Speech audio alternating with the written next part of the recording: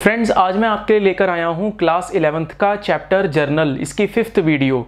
इससे पहले 4th video में हम अब तक 10 एंट्रीज कवर कर चुके हैं। 3rd और 4th वीडियो मेरी एंट्रीज सेशन से रिलेटेड है और 1st और 2nd जो मैंने वीडियो अपलोड की थी वो मैंने इसके लॉजिक पार्ट पे बेस्ड अपलोड की थी। तो आज 5th वीडियो से हम कवर करेंगे हमारी entry number 11th and onwards. तो एंट्री नंबर 11 देखते हैं फ्रेंड्स। एंट्री नंबर 11 में कहता है राम अ डेटर, राम जो कि हमारा एक डेटर था, बिकेम इंसॉल्वेंट, वो हो चला दिवालिया। सी, इंसॉल्वेंट का मतलब होता है वो व्यक्ति जो अपना उधार चुका पाने में अनेबल है, अपना उधार जो उसने पैसा देना है वो इस कंडीशन में नहीं है कि वो मार्केट में लोगों का पैसा लौटा सके। तो राम जो था वो इंसॉल्वेंट हो चला and only 50 paisa in a rupee could be recovered from his estate. Ram से हर व्यक्ति जितना पैसा राम से लेना था, राम से हर व्यक्ति उसका सिर्फ 1 रुपए में 50 पैसा ले पा रहा है, 50% ले पा रहा है। इसका मतलब होता है आपको कि समझना पड़ेगा 1 रुपए में कितने पैसे होते हैं, 100 पैसे।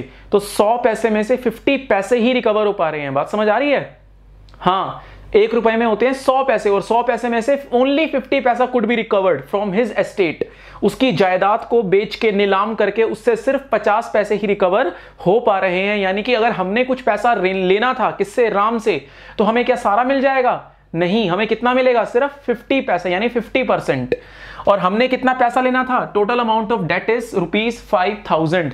हमने राम से लेना था 5000 रुपए, जिसमें से राम हमें कितना अदा कर रहा है? हमें सिर्फ वो अदा कर पा रहा है 2500 रुपए कैश। और बाकी क्या हो गया हमारा? अब सुनिए बहुत ध्यान से, ठीक समझे, ये नुकसान हो गया। अब उस व्यक्ति से हम पैसा नहीं ले पाएंगे, ये कंडीशन उस व्यक्ति की नहीं है। ऑलरेडी उसका घर बार सब नीलाम हो गया, वो बंदा हो गया डिक्लेयर क्या? इंसॉल्वेंट। ऐसी कई मूवमेंट आ जाए कभी लाइफ में कि एक पर्सन को इंसॉल्वेंट डिक्लेयर कर दे। कौन डिक्लेयर करती है? यहाँ पे कोर्ट डिक्लेयर करती है, हाई कोर्ट डिक्लेयर करती है। तो कोर्ट अगर डिक्लेयर कर दे कि ये एक फलाना पर्सन, एक XYZ पर्सन क्या हो गया, यहाँ पे हमारे केस में एग्जांपल में राम है, इंसॉल्वेंट हो गया, तो इंसॉल्वेंट होने के बाद उसका घर बार सब बिक जाएगा।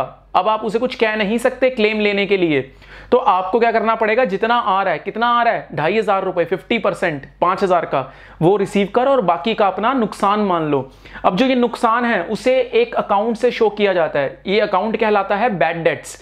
क्या कहलाता है फ्रेंड्स? Bad debts. जो पैसा आपका डूब गया, डूबा हुआ पैसा, बैड डेट्स, बुरा डेट जो नहीं मिल पाया। तो सही समझे, यहां पे 2500 रुपए कैश आया तो कैश अकाउंट डेबिट 2500 और बैड डेट्स हमारा नुकसान है इसलिए इसे डेबिट किया टू राम। अब अगर इसके लॉजिक पार्ट पे चलें तो लॉजिक पार्ट क्या है? ये ब्लू मार्कर से लिखा है, कैश आ रहा है, comes in, debit what comes in होता है ना, तो कम्स इन, कैश आ रहा है इसलिए डेबिट हुआ। अगर आपको मॉडर्न रूल से बात करनी है तो असेट्स बढ़ती हैं तो डेबिट होती हैं और कैश हमारे लिए एसेट है। अगर यहां चले ट्रेडिशनल रूल में, बैड डेट्स डेबिट क्यों हुए हैं साहब? तो बैड डेट्स डेबिट इसलिए हुआ है क्योंकि debit all expense and losses, तो ये एक प्रकार का लॉस है, एक्सपेंस एंड लॉसेस। इसके साथ ये भी मेंशन कर दीजिएगा, ये एक लॉस है।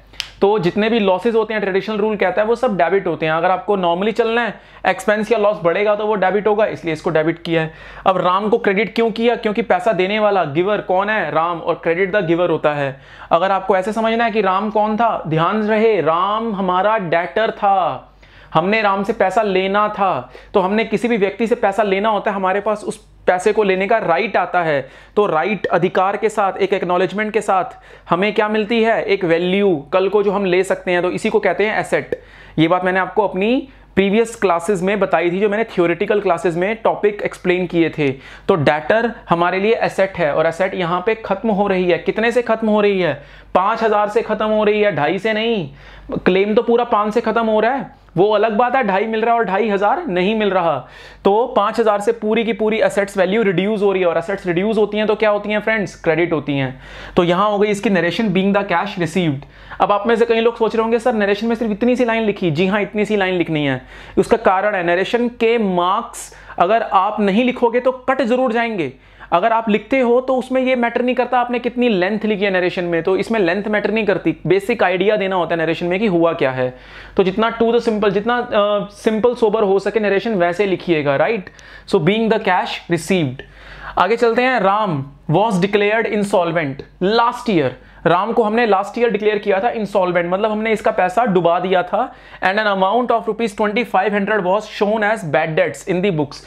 याद है हमने लास्ट ईयर, ये एक तरह समझ लो ये लास्ट ईयर की एंट्री की थी। अब 1 साल बाद हमारे साथ क्या हुआ, एक ऐसी घटना घटी जिसमें राम का जो पैसा हमने 2,500 रुपया बैड डेट बना लिया था और उसे डिक्लेयर कर दिया था, बुक से खत्म कर दिया था।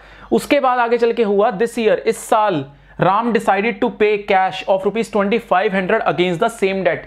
अब क्या हुआ, राम ने अपने कारोबार में वृद्धि करी, राम ने नए सिरे से धंधा शुरू किया, बिजनेस शुरू किया, अगले ने कमाया, उसे लगा यार मैंने बहुत लोगों का पैसा देना था।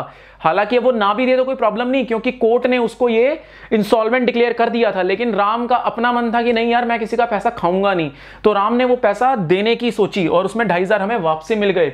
अब सोच के देखिए यहां पे ये है बैड डेट्स की एंट्री और ये है बैड डेट्स रिकवर्ड की एंट्री, क्योंकि ये पुराना पैसा हमारा रिकवर हो रहा है।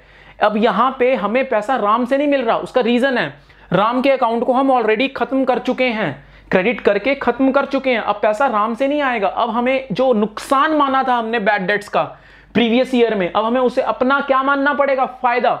और रूल से इसकी अगर कोई नुकसान मानते हो तो उस नुकसान अकाउंट को करते हो डेबिट, और उसी की एवज में अगर आपको कोई फायदा हुआ है तो फायदे हो जाते हैं credit, because debit all expenses and losses, credit all income and gains. तो यहां पे इसे क्रेडिट मानना पड़ेगा और एंट्री हो जाएगी। नो डाउट कैश आ रहा है तो कैश अकाउंट डेबिट 2,500, और cash what comes in, debit comes in, इसलिए डेबिट हुआ है। मॉडर्न रूल कहता है असेट्स हैं कैश, बढ़ रही हैं तो डेबिट। 2 बैड डेट्स रिकवर्ड, ये एक फायदे का अकाउंट है। जब भी हमारा डूबा हुआ पैसा हमें मिल जाएगा, जिसे हमने ऑलरेडी बैड डेट्स डिक्लेयर किया था, रिटर्न ऑफ किया था, रिटर्न ऑफ मतलब खत्म किया था बैड डेट्स के नाम पे, आज वो हमें मिल जाएगा तो हम उसे अपनी इनकम मानेंगे। और इनकम मानने के लिए हमें जो स्पेशल नेचर का अकाउंट खोलना होता है उस अकाउंट को ही कहते हैं बैड डेट्स रिकवर्ड अकाउंट। तो 2 bad debts recovered account 2,500 credit, incomes सारी की सारी इनकम्स क्रेडिट होती हैं, ट्रेडिशनल रूल कहता है, या फिर इनकम बढ़ेंगी तो क्रेडिट होंगी। तो नरेशन हमने करी being the bad debts recovered. I hope समझ आया होगा, so please pause the video and note it down. हाँ जी आगे देखिए एंट्री नंबर 13। एंट्री नंबर 13 में कहता है goods purchased of ₹2,000 and 1/4 payment has been made through a draft. ध्यान से सुनना, हमने गुड्स परचेज किया 2,000 रुपए का और हमने इसमें 1/4 पेमेंट, 1/4 पेमेंट, 25% पेमेंट किससे करी, एक ड्राफ्ट से। ड्राफ्ट मतलब होता है एक चेक, ड्राफ्ट का मतलब होता है फ्रेंड्स एक चेक। तो यहां मैं लिख देता हूं यानी कि बैंकर्स चेक, आप कह सकते हो, इसे ट्रीट कर सकते हो। हमने बैंक से पेमेंट करी, अपने बैंक अकाउंट से पेमेंट करी। याद होगा मैंने आपको अपनी वीडियो नंबर 3 में बैंक अकाउंट जब ओपन कराया था तो क्या कराया था, बैंक अकाउंट को डेबिट करवाया था मैंने, यानी कि बैंक में पैसा बढ़ता है तो बैंक भी एक असेट है, तो ऐसी दशा में बैंक अकाउंट को डेबिट किया जाता है। अब यहाँ बैंक से पेमेंट हो रही है तो बैंक अकाउंट क्रेडिट होगा। एक बात, अब देखो 1/4 पेमेंट का तो बोल दिया हमें इसने कि हमने पेमेंट करी है चेक से, लेकिन बाकी 3/4 पेमेंट 2,000 में से 2,000 का 1/4 करें तो 500 रुपए बनती है पेमेंट। 500 रुपए तो हमने चेक के थ्रू पेमेंट करी, लेकिन बाकी 1,500 की पेमेंट का क्या ध्यान रखना मेरे दोस्तों, जब आपको किसी भी परचेजेस का किसी भी अमाउंट के बारे में नहीं बताएगा हमने किस में करी पेमेंट, तो हम उसे उधार की एंट्री मानेंगे, उसे हम क्रेडिट की एंट्री मानेंगे।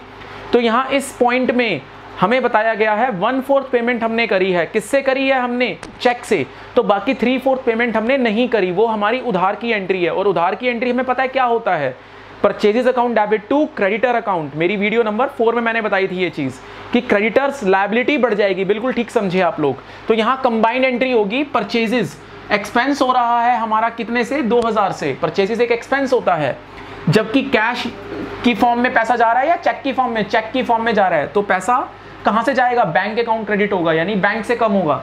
और कितना होगा, 1/4 किसका, 2,000 का। तो यहां कैलकुलेशन कर दी है मैंने, 500 रुपए निकल के आया ये, और बाकी 3/4, 1 में से 1/4 गया तो बचा 3/4, 75%, 3/4 2,000 का 1,500 रुपए आपका क्रेडिटर्स क्रिएट हो गए। अगर आप इनकी रूल्स की बात करें तो debit all expenses and losses, इसलिए परचेज को डेबिट किया है, और एक्सपेंसेस मॉडर्न रूल कहता है जी सीधा बढ़ते हैं तो डेबिट होते हैं, इसलिए इसको डेबिट किया है। और बैंक एक असेट है, अब एसेट जा रही है, क्रेडिट व्हाट गोज आउट, इसलिए क्रेडिट हुई है ये, या फिर आप कह सकते हो असेट्स रिड्यूस होने से भी क्या होता है, बैंक की वैल्यू कम होती है तो क्रेडिट होगी। और क्रेडिटर्स यकीनन एक गिवर है, पैसा देने वाला है क्रेडिटर हमें, तो इसका मतलब क्रेडिट द गिवर। या फिर लायबिलिटी बढ़ रही है, क्रेडिटर हमारे लिए एक लायबिलिटी भी है, मॉडर्न रूल कहता है लायबिलिटी बढ़ेगी तो क्या होगी, क्रेडिट होगी। तो यहाँ एक कंबाइंड एंट्री देखने को मिलती है हमें, और नरेशन होती है being the goods purchased. Next है entry number 14, outstanding expense related to rent of ₹4,000 has been due. देखिए आउटस्टैंडिंग एक्सपेंस की एंट्री की आज हमने शुरुआत करी। आउटस्टैंडिंग एक्सपेंस का मतलब होता है ऐसा एक्सपेंस जिसकी ड्यू डेट आ गई है बट अभी तक आपने उसको पे नहीं किया। जैसे आपके क्रेडिट कार्ड के बिल्स की ड्यू डेट थी 15 अप्रैल बट आज हो गई 20 अप्रैल, 24 अप्रैल, 25 अप्रैल, बट अभी तक आपने उस अमाउंट को पे नहीं किया।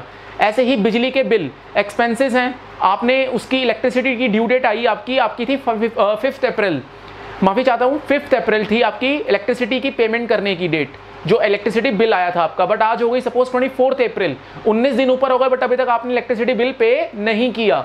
देखिए एक्सपेंस तो आपका इन दोनों कंडीशन में हो रहा है लेकिन इसके लिए कैश नहीं जा रहा जेब से, तो होगा क्या, एक्सपेंसेस इस चीज़ के लिए निर्भर नहीं करता कि आपने पेमेंट करी या नहीं करी, आपको अपनी बुक्स में एक्सपेंस अकाउंट को डेबिट करना पड़ेगा बिकॉज एक्सपेंस की ड्यू डेट आ गई है, लेकिन पेमेंट नहीं जा रही इसलिए कैश या बैंक से पेमेंट नहीं होगी, यानी कैश अकाउंट क्रेडिट नहीं होगा। तो क्या होगा, यहां देखने वाली बात है, जब भी आउटस्टैंडिंग एक्सपेंस बुक्स में दिखाते हैं तो आउटस्टैंडिंग एक्सपेंस एक नॉमिनल पर्सन होता है हमारा। क्या होता है फ्रेंड्स, जब मैंने आपको पर्सनल अकाउंट, रियल अकाउंट और आपको मैंने नॉमिनल अकाउंट्स के बारे में बताया था, तो उसमें आपको मैंने बताया था कि पर्सनल अकाउंट की कैटेगरी में नॉमिनल पर्सन नाम की एक चीज होती है, एक रिप्रेजेंटेटिव पर्सन होता है और एक नेचुरल पर्सन होता है, तो ये नॉमिनल पर्सन है। आउटस्टैंडिंग एक्सपेंस जो हैं, ये आउटस्टैंडिंग एक्सपेंसेस की इस अकाउंट के पीछे एक पर्सन की इमेज छिपी है जो कहीं ना कहीं पैसे मांगने के लिए खड़ा है। तो यहां पे उस व्यक्ति ने आपको रेंट की फैसिलिटी दी थी, जगह की फैसिलिटी दी थी जिसका रेंट आपको देना था, तो उस पर्सन को अभी तक आपने पैसा नहीं दिया। तो यहां दो बातें होंगी, एक तो रेंट अकाउंट डेबिट होगा क्योंकि एक्सपेंस की ड्यू डेट आ गई, दूसरा क्रेडिट द गिवर।